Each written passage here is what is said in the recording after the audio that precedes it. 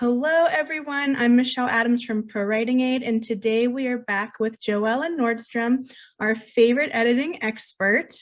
JoEllen joins us every month for the Self-Editing School series. Last month, we talked about editor red flags and the 5 signs that your editor is wrong for you, and it was very insightful and helpful. So, JoEllen, what do you have for us today? Well, it's all about fantasy. And so since we have a lot of fantasy people today, I'm sure they're all here to get revved up before the fantasy week. And we're going to talk about what editors look for in an epic fantasy, which is a little bit longer than just, it's one of those genres of fantasy. So when we get into our series and things like that. So yeah, we'll walk through that today, see how it works for everyone. And I'll have questions, of course. I'm going to just disappear and learn with everybody else. So go ahead and take it away. All right, let me get my screen. Here we go. All right, so here we go, folks. I hope everyone can hear me and everything's going great. We're going to talk about how to self-edit your fantasy novel here. And I've got the link here and it should be in the chat. So there's a blog post that we've done on what editors look for in epic fantasy, and it has the handouts here, which is everything that I'm putting up there. I want to remind you, if for some reason we run out of time or we don't get all your questions answered, please drop us a line. You can email us at editors@firstediting.com, or you can give us a phone call. We really like to be human. So 321-251-6977.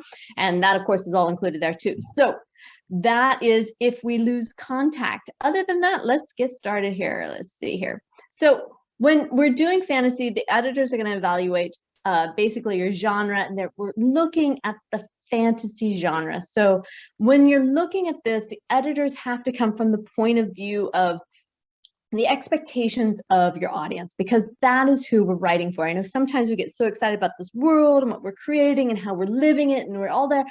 But the truth of the matter is that the book is to be shared with your audience and your readers. And the readers, because they are fantasy followers, they have certain expectations, conscious or subconscious, that they're looking for. And those have to happen in the basic form of the story to fulfill their desires and needs. So we're going to talk a little bit about that and how to make sure that you're doing that, and how the editors are using a method which not only is subjective in terms of what they like and what they're doing, but more objective in terms of having a clear outline of the story arc, the character arc, the key points within the story arc, and all the things we're looking at, world building, etc., that's coming in there. So again, are you engaging in a relationship with your audience? Because that's why we're here today, and that's what your editor is going to be looking for. And are you fulfilling your promises as an epic fantasy author? And there's a couple ways you're doing that. One, by which genre, subgenre you identify with, and those are the people that you're following and doing that. So are you fulfilling those promises? And then whatever your blurb is, and you're going to share the blurb with your editor so that they can look at this. And if you're self-editing, you're going to use this blurb to self-evaluate what you've created in your process here to make sure that, you know, what the key factors are being fulfilled, and that you actually stayed on task throughout this. So let's see here. I can't see my headlines. So what are they looking for?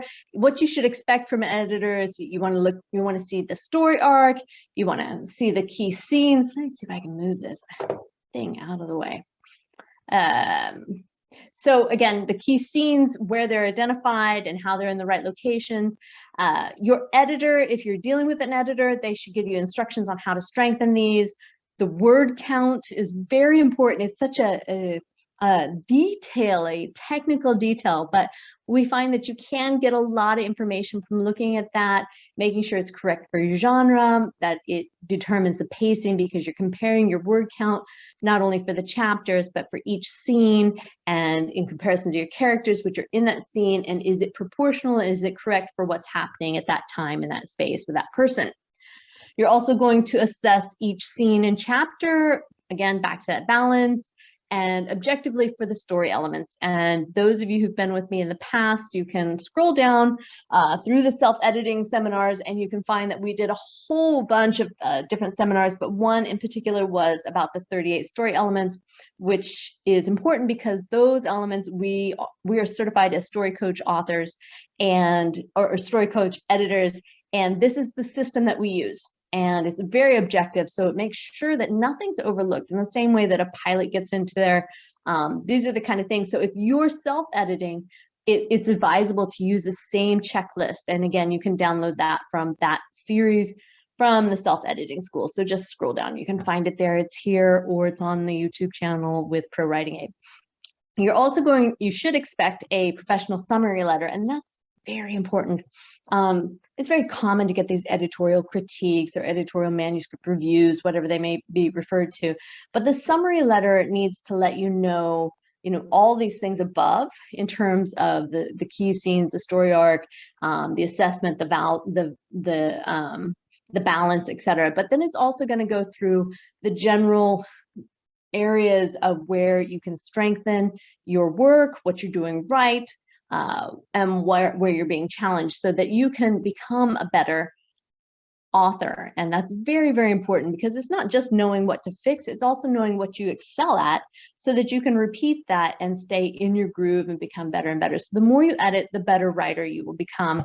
And it is a process. It doesn't happen overnight, but there's a lot of tools out there now that you can use, just like ProWritingAid, to become better. And I encourage you to do that. Use those reports and the other things. And the cool thing is that we're implementing this with all these online support. So there are explanations of what you need to change and why you need to change them. So again, all something you should have there. So let's just get started. Key epic fantasy elements. What makes an epic fantasy? Because that is what we're talking about today. Those long, wonderful components there and the elements. And basically, we're going to refer to these. The epic is indicative of a trilogy or longer. It's going to cover many years over time in general. And it does have this unique world with the fantasy themes. And there's a lot of different tropes or themes out there, and we're going to cover those right now. But again, this is what we're talking about today. So when we're getting into fantasy, and I'm sure a lot of you already know this, that there's a lot of themes that can be covered, which easily qualifies your story to be classified in fantasy.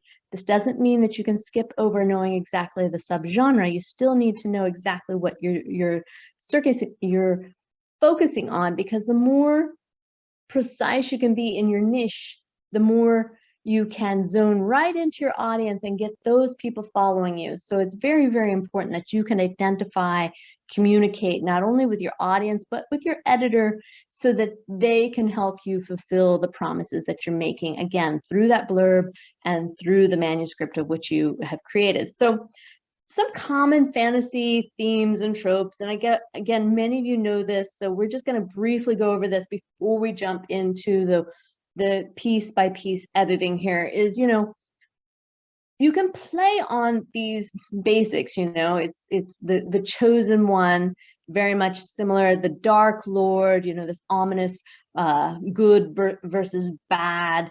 The chosen one being the hero who may be a little reluctant or unaware or unqualified, whatever it may be. But again, very top of the class there, tropes for fantasy. The quest, of course, the hero's journey. The mentor, which can be anything from hermits to guides and wizards and things like that. They're helping through the magical worlds, which world building is, it is key, and magic is key to fantasy. So how you're doing that, you really need to focus on that and strengthen that as we go through. And the editors are going to be looking at that, or the fantasy details and descriptions, explanations, and how much you can take us into this through our senses, and making sure that we're there. There's some stereotypes with the damsel in distress, femme fatale, the dragons, of course, taverns, and there's many more. So this is not all inclusive. And again, you want to outline what is your purpose. You're going to use a blurb there, and it's going to outline your aim and engage your readers. And it should mention, should kind of give them an idea of what area, if they're into dragons, or if they're into this, good versus bad Luke Skywalker thing, then how do we go into this and get the right audience? And the blurb once you have written this, because it's really down to you, it's very simple. You don't want to give away the ending or anything like that, but you give this to your editors so they can confirm during the edit that, yes, you are achieving this. So tick, you're done. Or no, you're not. So do we change the story or do we change the blurb? How do we want to qualify this? And it's very helpful for you to be able to define this, because the better you can define yourself and your story, the easier it is to find your people and to engage them in this exchange of becoming an author and having your readers and your followers. And remember, the blurb is a tool, so it's something that can always be updated and changed at a later point, so that's not a problem. So you're going to introduce your hero and your theme within this blurb that you're providing for your editor and or for yourself before you start editing on a developmental, structural, high level content here. We want to get this blurb so that we can double check, what are we promising, what are we doing, and we're making sure that we're getting it all done right. So create some intrigue. Of course, you want to lure them in, set the bait out there, get your people, hook them in, and then don't give away any of the spoilers, as I mentioned. Just make sure that we get a general idea of what the conflict is, what's happening there. And your editor is going to use that blurb to evaluate your plot and your promise. And you want to focus on those magnets, those themes, those tropes that really hook in the right people. So if you love dragons, then dragons should definitely be mentioned in the blurb. Don't overlook that. So the fantasy fiction also has many narratives, other themes that are also included across the board in fiction. And, it's okay to have general hero's journey, individuals versus society, man versus nature, love and betrayal. You can have romance, you can have intrigue, you can have, different things in this. These all combine, and it can still be fantasy. It's not with or without, so it won't take you out of the genre. Just be aware that those are different things that write into there. So we have the common elements of the fantasy fiction, and these are going to be, very integral to all of fantasy, is that you have magic. Magic is very important here, but it needs to be a well-defined system. And what that means is that, if somebody just walks in and says, here we go, bling, and we change and we solve the problem, we remove the conflict, remove the tension, and they just always win, then we've taken away the journey. We've taken away the purpose of this entire being. So it has to be something where magic is justified because it's the only solution that would resolve the problem, and it's not easily obtained, and it can only be achieved by this. You've got to have the special wand, you've got to have the special whatever you're going to do, the curse, however you're going to work it out. But again, it has to be well-defined systems, not only for the magic, but also in all parts of your world, how it's governed, how people interact, what makes the society in which you're operating or you're writing, how do they interact, and why is that? What's the history behind it? Why is it good over here and bad over there? Why are they, distinct differences there? So you're going to work on the world building. Very, very, very important. And again, that's something you do. But as the editors, we come in and we look that it's sufficiently described. It is enticing. It's engaging. It's, that it keeps the pace and different things like that. You want to include the mythical creatures, the races other than the humans, the orcs, the different things that are going on to this, and the complex characters. And, part of that history, part of that backstory of where did this come from? Why is this world the way it is? Why, why is one person ultimately bad, and why is one person on this path? You need to give that backstory, those flashbacks and different things in creative ways to make sure it's going on. And the editor's job is to make sure that you're using these techniques and these elements of storytelling in the right way. So you want to make sure that you have the central conflict, which of course comes with every story arc, and the power structure, as I mentioned, the system of why things operate the way they do. And of course, the adventure that you're going to take us on through your writing. So how do we critique this fantasy world that we're building?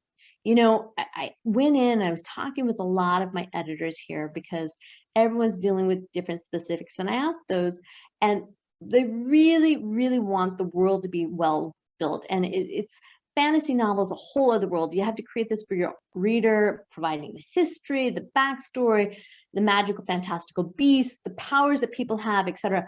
And you have to outline it using the senses. And remember, different people take in different senses in different ways. So some people hear, other people are more, they read, other people have to taste or touch, whatever it may be that entices your different readers. So you want to use a variety of senses, a variety of methods to interact, within that setting, within that world, within the different characters, so that you are engaging your readers in a way. And what makes your world unique and special, and how are you describing it? And are you describing it? Quite often with fantasy, we've got to make sure that it's long enough, because it is longer. You have a unique world that requires more description, more backstory, more history than other stories.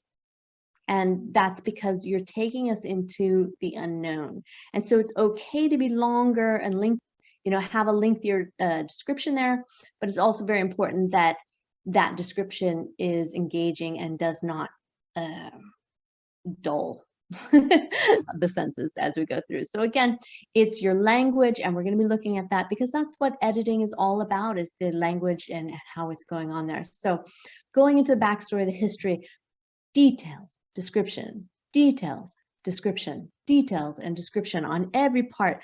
Because remember, you may have been creating this world for years, and therefore, it's still new to the first time reader. So and if you're going into a series, if we're doing a trilogy or more, whatever series that you're doing, the sequels, then each time you go into those, you want to make sure that you can connect that for your readers so that it becomes that epic story that has a logical continuation and it can make sense, because we really don't want to overlook this, and you don't want to make assumptions. You want to give them all the information they need, or they might just put the book down. And that would be the worst thing that could happen to you as an author. So we need the explanations for the beasts, why they inhabit your world, where they come from, any major events that created this. Was there some, Armageddon that happened? Is this involved?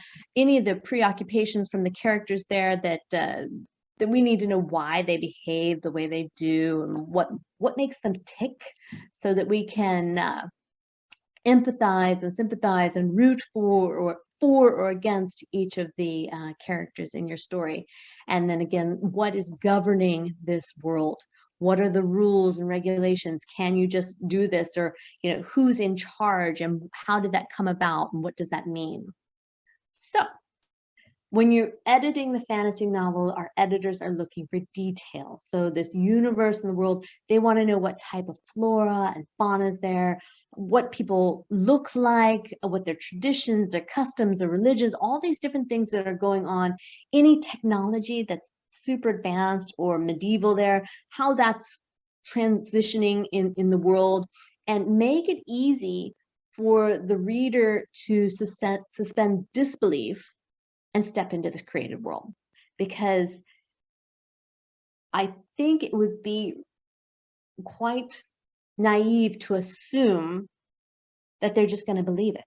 You still got to entice them. You still got to create the wonderful recipe of all the right techniques and all the right descriptions and all the right ways of mixing it together. That's why we follow these, to create that format in the story arc and the character arc and the world building, so that it works. So be aware that even though some of this may be simplistic, should it be overlooked, it is an essential element that may be missing from your book. So let's see here. We're going to go into the presentation. The editors are looking for consistency, and that's, in even the spelling of your characters, the description of your characters, their likes, their dislikes, their preoccupations, how they are. And then of course, we're also looking at the believability. If they are that certain way, why? What created it? Give us the history and the description and the backstory, so that we can empathize and understand and relate with that character that you've created. So no matter what, we're looking for feasibility. Does this make sense? Can I buy into what you are talking about? And I think that's very essential. So we're going to stretch the imagination, and it still has to work. So I love this here. If fire freezes and ice burns, that's totally fine, as long as there is an explanation of how that happened and why it works in this world. So it's very essential so that people don't get frustrated and walk away. And again, remember, your audience is searching for this anyhow. So they're going to be open to this from the beginning. Just make sure you're giving them all the information they need. So how do we assess your fantasy scenes? Because overall, you're creating your story arc, your plot, which is everything that happens within that story. But each of the plot is divided into scenes. And we, as certified auctioneer or certified editors, we actually go in and we look at every scene with a huge checklist of story elements to make sure that nothing is overlooked, from how the scene begins and how it ends and how the goals of the characters and the point of view and the perspective. All of this is done by an editor, or you need to do it. So it can be done for you with a professional editor who has all these tools and done for you, or as I mentioned, please go in, look at the story element series that we've done, and you can learn how to do that yourself. You can use Excel and spreadsheets, but really nowadays there is professional editing software out there, and I do encourage you to look at it and get familiar with it because it's well worth it. It's just magical in its own sense of how well it works. So how do we assess your fantasy scenes? Well, initially, we want to make sure that each scene has a name. So you need to do this as you begin your own self-editing and developmental edit here. You need to name each scene. If you haven't done this, when the editor goes through it, they will do it for you. And this makes it easy to review and go back the events that are happening there. And this isn't necessarily the title of your chapter or your scene. It's a title that's a working title for reference, for editing, for communicating and determining what's going on there. And you need to use that scene names as a table of contents for the plot. And we're going to evaluate the scene as part of this overall plot, which goes into your story arc. So again, we need to see how each scene is going to impact your heroine or your protagonist exactly. From the point of view, whoever is giving the information, that's what we're looking at. How is that scene impacting them? What is their goal and how does this work? So each scene needs to have a purpose. If a scene is in your book, in your plot, in your story, and it doesn't have a purpose, even though it may be beautiful, your editor may suggest that you remove that scene because you don't want to detract from the overall goal and the overall purpose of your story, which again comes back to why we're using that blurb from the very beginning. And then as we look at each of these, I did mention that we look at the word count of each scene to make sure if it's an important scene that either, that it has an impact. Now, the impact can be from a longer scene. It can also be from a very, very short scene to break up the continual flow of scene to scene.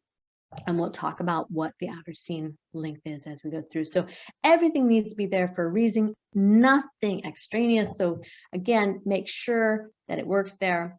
And we're going to outline your story arc, which is how you keep your readers engaged. And are you following the form? The form has been established there, regardless if it's fantasy or whatever it may be. There's certain things that need to happen in storytelling because the human brain craves these basics. And when it happens, it's just subconsciously and consciously fulfilling. It's so satisfying and gratifying. And we need to make sure that we're providing that to our readers because this is our promise to them.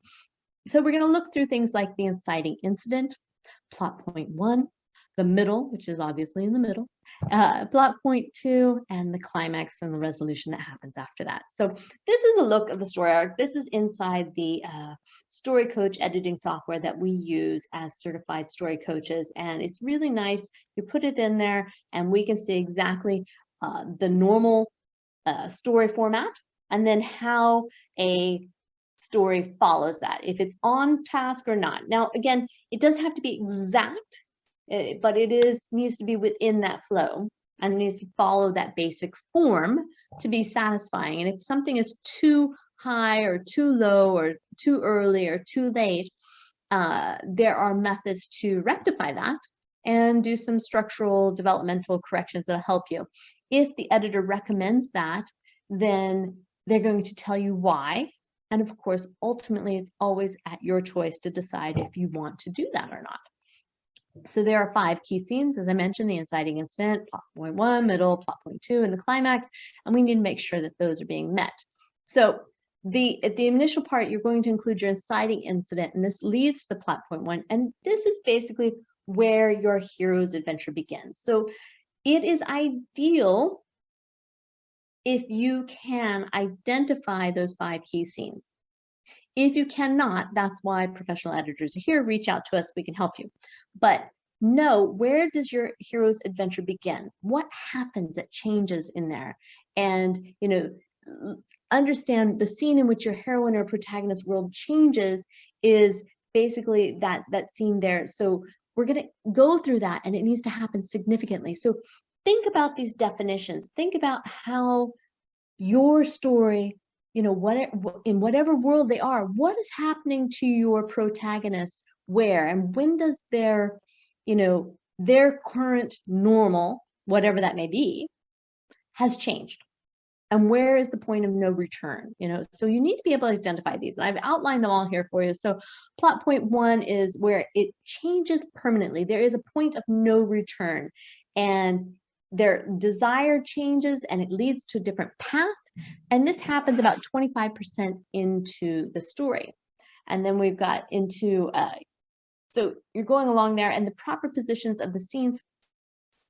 Your editor looks for the proper position of these scenes and events in your story, and they're using the story elements to make sure that each are there. They're going through the word count and the balance. They're going through your character's presence in these important scenes.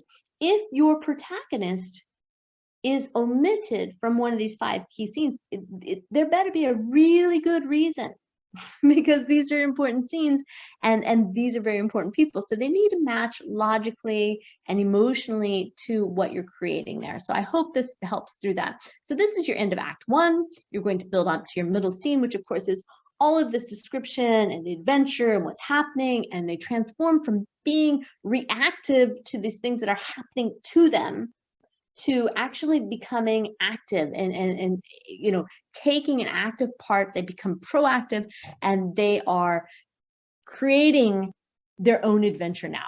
They're no longer subjective, but they're being proactive, and they're aggressive, and they're making these offensive moves in their life, as we can say. So it's Act 2. Again, so this gives you just the idea of what that story arc looks like and what's happening there. So, and you can identify them, and if you can plot those out either manually or in the software, it really is helpful for you, because then you'll know if you're achieving that. Middle scene, 50%, balanced plot, their impact and their presence. So we don't need to go deep into these, but I do want to cover them. The plot point 2 is the low point. It's where they become determined, and it's a win or lose, everything. So again, we need to go through this, and your editors are going to evaluate each scene, each event, to determine if it's necessary. They're going to use a list of approximately 38 story elements there. They're going to use looking at the balance and the word count, your presence of your characters. Are they present in these scenes? What are their actions? What's the impact? What's their goals? What's their you know, obvious goal, their underlying you know, subconscious goals and things like that, and basically making sure that all of this matches objectively and subjectively to the story you have written. Now, we're not talking about altering your voice here. We're making sure that the elements which create a strong story exist. And if they're omitted, there needs to be good reason. If not, it may be simple. It may be an extra description, maybe using one of the senses that you didn't use. And it may be the slightest small detail, but it will light it up and make it more fulfilling. So we want to make sure that you're fulfilling all of your promises and really delivering quality to your readers based upon the subgenre that you're in. So again, the climax is the ultimate conflict. It determines their fate. And you need to make sure that this is where the greatest tension and emotion is happening. So if not, then maybe, you know, if you think this is your climatic scene and it's not, there was more tension further, we really need to resolve that and make sure that it matches, because if it's too early, you're going to wear out your readers, and it just, you're creating tension, and you need to have a little reprieve. You need to, you know, balance it for them so they follow along on this journey in the way that you're determined. So how do you write these effective character point of view in fantasy? And again, there are different ways of writing the point of view. That's up to you, but the heroine is your protagonist, and they have the most to win or lose in your story. And you need to really keep that. I know that's very basic, but if for some reason somebody's overshadowing them, maybe we need to assess who really is the hero here.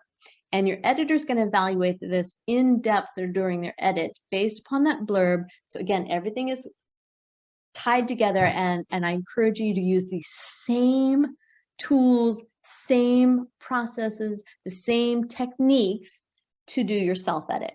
If nothing else, you will become better and more able to communicate with your editor when you go on for line editing.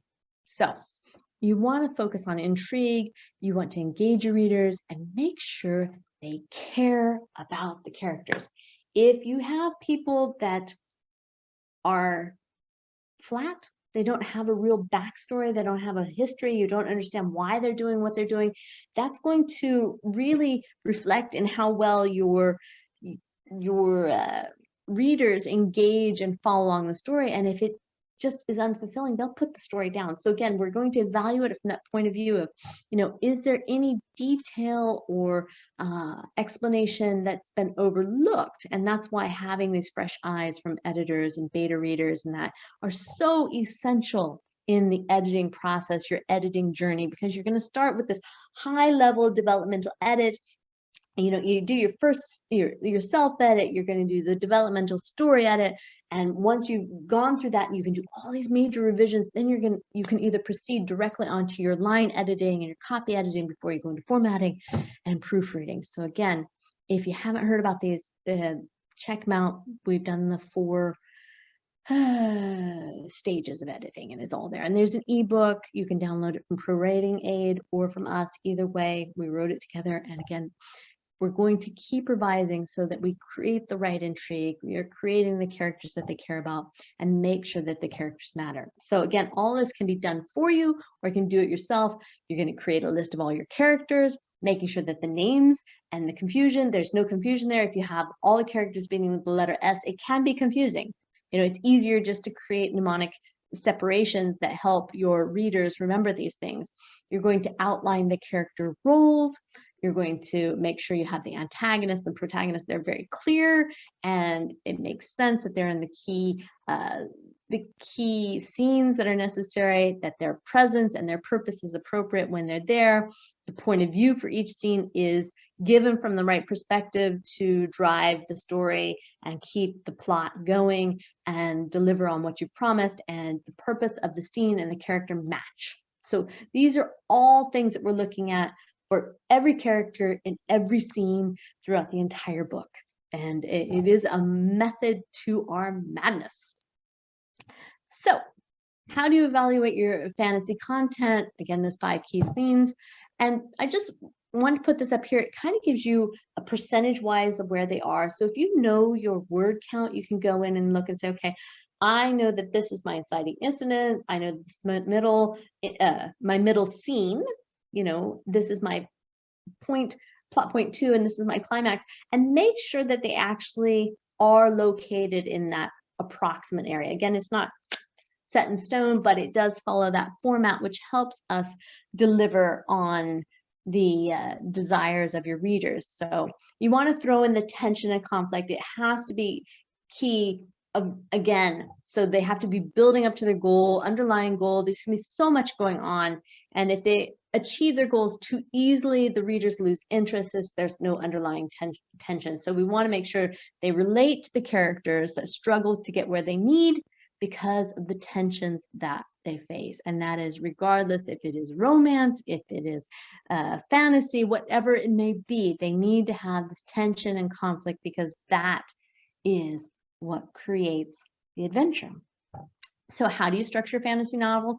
Again, back to making it long enough. So fantasy novels are going to be 120,000 words plus. Why?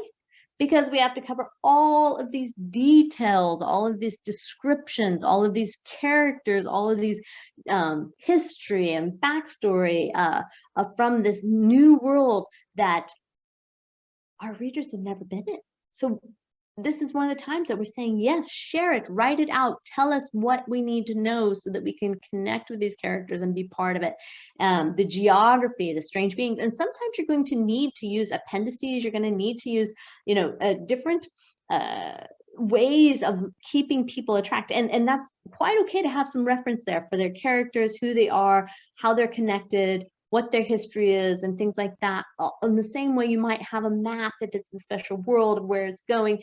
This is part of fantasy and is part of what makes it unique and exciting and fun. And it also was what makes it so tough because you really need to do it and you need to do it well. But I am probably talking to the wrong people because you're here because you love it. So the reader is going to need all that detail, and these are what our editors are looking for, and they're going to make sure. If it's too short, it cannot possibly have given all of the necessary information. So the standard length for a fantasy novel, let's see here, is about 120,000 words, 150,000 words, depending upon where we are. And each scene is about 3,000 to 10,000 words. Now, again, you're going to find that there's a nice median range. And then when we need those impactful scenes, it's either going to be longer or shorter based upon what's happening and how it affects the balance and the rhythm and the feel of that. And again, this is how we can evaluate it very objectively without saying, oh, it felt like that was really impactful. Maybe for you, but maybe not for another. And why was that? Well, it was just too short, or maybe it was too long. And we can, if it's too long, you can break it down into smaller scenes. If it's too short, then we can combine it. We can fix it. We can figure out what's missing from that would take it to the next level. And this is very, very important for you when you're self-editing and for your editor as they do this. So your editor is going to confirm these specifics. They're going to go through it. They're going to make sure that you've achieved these specifics to your subgenre. And again, with an epic fantasy, you need to constantly keep in mind your sequel, your series, your trilogy, whatever is going on to the next one, the length, the fact that this is covering massive amounts of time and it's in a unique, magical, ultra world where you're building these worlds is super, super important. And there's some great, fantastic online tools out there to help you create this. So use them. Please jump in and get familiar with them because it can help you create the not just the descriptions, but sometimes the I guess the psychological, the psyche behind your characters, and give them real trauma that we can relate to. Even though they may be an elf, we relate to them as a human, and we get that cross connection there. So the editors are going to evaluate your word count via each chapter, each scene, the characters included again. They're going to make, again, our focus is your readers and how your characters and your world and your descriptions and your scenes are engaging your readers. So, and how does each scene impact the character who is the one giving the point of view. So it's very, very important that we keep aware of that.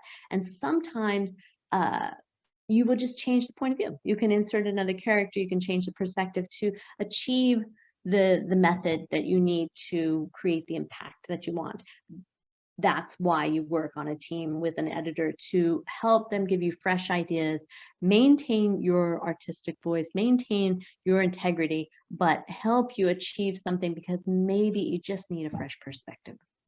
So are you creating a unique story with unique characters? The key characters are in the key scenes. We're looking at not only the word counts of the scenes, but the word counts of each character is another key operating here to see if your hero has the highest amount of words, because they should. They should.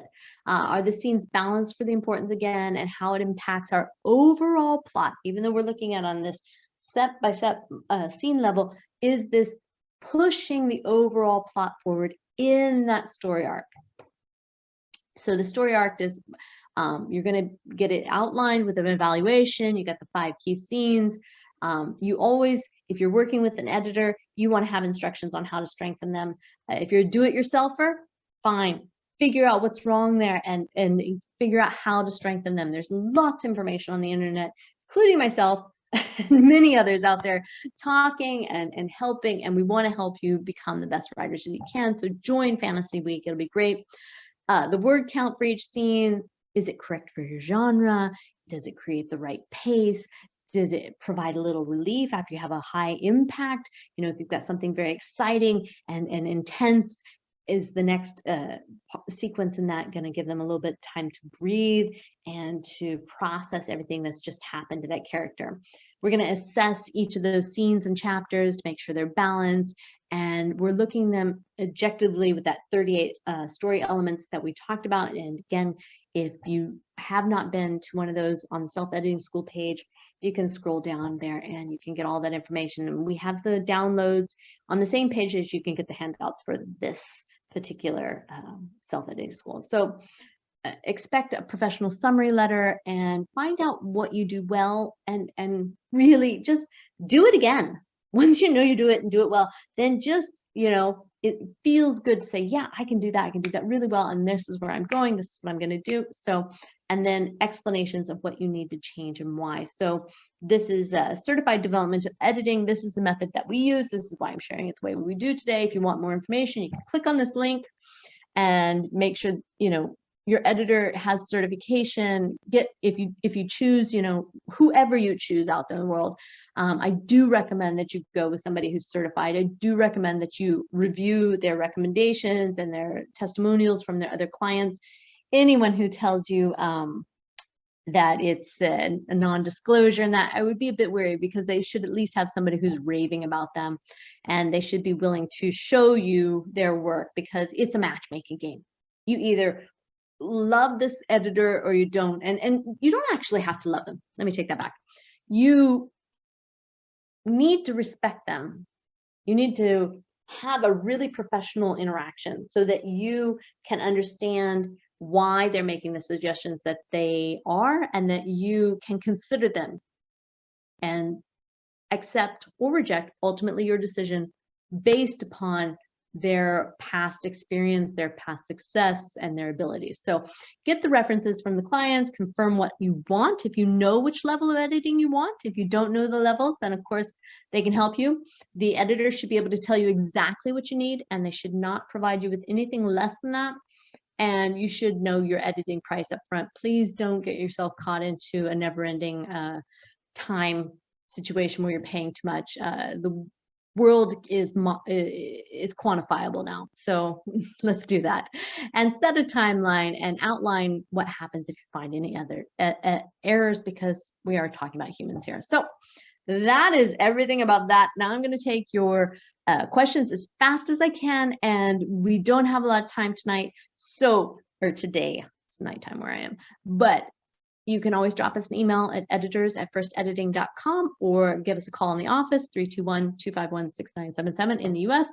And let's get started. We have Q&A going on here. So, word count question. Is there a range that's acceptable? For instance, if your chapter word goals are 2,700, would a range of 20? Yes, of course. Reasonable ranges are always good. I included on here the normal ranges there. So again, each one's going to be a little bit separate, but it's just looking at the overall balance, and that's how we're dealing with that. So again, make sure that you reference back to this handout. Oh, I can stop sharing here. Let's see here. Is it okay to have several tropes in one story? You're going to have subplots. So if these are creative and done right, yes, it's not impossible, but you really need to be skilled. And so again, this is something where, you know, I would get a skilled fantasy editor and ask them specifically, because this is, you know, it is a master. You have to be a master of the words. And if you've done that, then great. But if you're new, it may be a little bit more difficult to accomplish that. And it might be easier to figure out what is the strongest trope that's going through there. But of course, you might, you know, you're going to have several things going on there. You're going to have magic, you're going to have taverns, you're going to have a medieval world, you might have some different things going on there. And you can have, you know, good versus bad and all these different things. So yes, they do automatically have many things that intertwine. Just make sure that you're not overcomplicating it and it's very clear in what you're doing. Good question here. Question on fantasy subgenre. High fantasy, is it the same as epic fantasy or not? Yes, epic fantasy is called high fantasy. So again, thank you for pointing that out. I think I overlooked mentioning that at the very beginning. All right.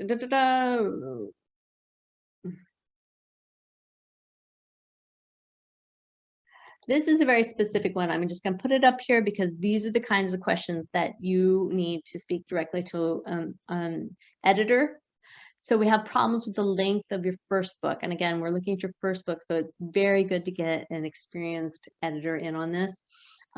Dark epic fantasy series.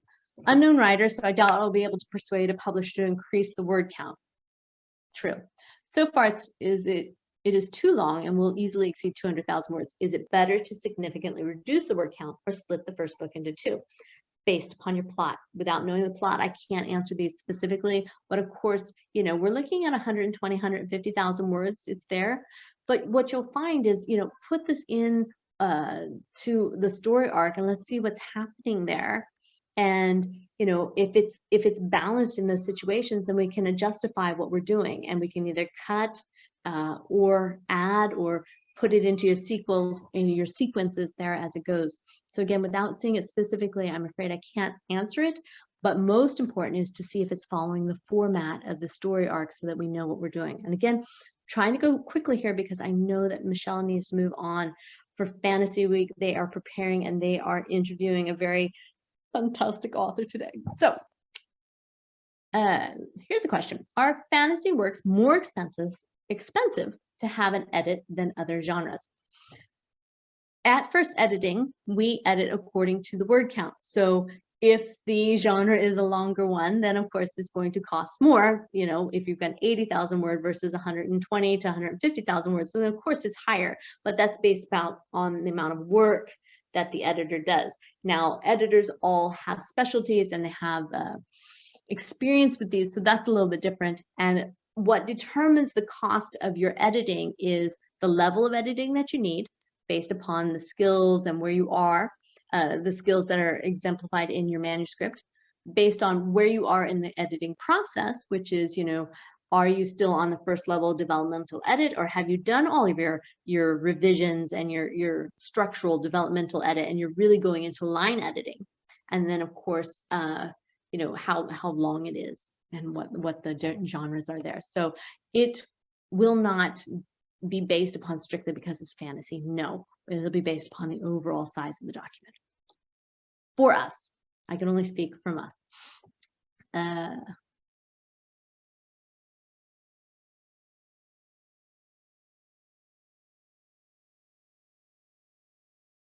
Here's a complicated one. Again, very important to get into some of these talks that are going to be happening here at Fantasy Week, and you'll get a lot more conversation going on. So when you have subplots, the main character can't always be in the chapter. So other characters' journey is important because if they fail, the main character could fail. True. So how are these worked into the story mapping within the overall plot? So you have the overall plot, you have your subplots. And this is very important that you're managing these two very well. Your editor can help you do that. How much should I spend on them? In time or in energy? I'm not sure what that question means, but I'm going to say that you need to evaluate them in terms of, is each of these plots, these events and these scenes that are creating the plot and the subplot, are they all part of the overall theme, the overall story arc? And that you can evaluate, again, in the methods I've just mentioned, by knowing, that each scene has a purpose driven by the point of view and the characters that are present in that scene, and the size of those words, and how, the size of the scenes based on the importance of the character and the overall position within the story arc. So, how often do you weave what they are doing into the story as all the subplots come together toward the climax? How often? As much as they need to be. And I apologize. So if I know what you mean, I know the idea, and I appreciate that. And I do think it's good. At this point, when you get that manuscript ready, it's well worth, either throwing it into a storyteller kind of editing software yourself, or finding an editor who can review that and get back to you and make the proposition of what needs to be done, because it is important. All of the areas that you're asking about are super important. So only got a couple more questions here, so I'm going to wrap them up, guys. I know I appreciate you doing this. We got 7 minutes before the hour, but we need to be off so that Michelle can move on to the interview there. What is an example of scene that is not necessary to the story? How can we tell easily if that scene is, regardless of how beautiful it is, if it is told from the point of view of somebody who is not driving the story forward, or it doesn't have any significance on the overall events, if it is extraneous in that way, then that is the easiest way. If you can't tell and you may be just emotionally attached to the scene, I'm sure an editor can come in and, like a doctor, they will tell you that it must be amputated. And I know you hate hearing that. So again, I apologize, but I hope that answers your question. So you need to look at, is it driving the overall story forward, and is it part of the mandatory plot that you have promised through your blurb? If you're a first-time author, is it too long of a word count? I'm insecure that my 160,000 multi-point of view manuscript is too long for an agent or publisher to consider without an author resume.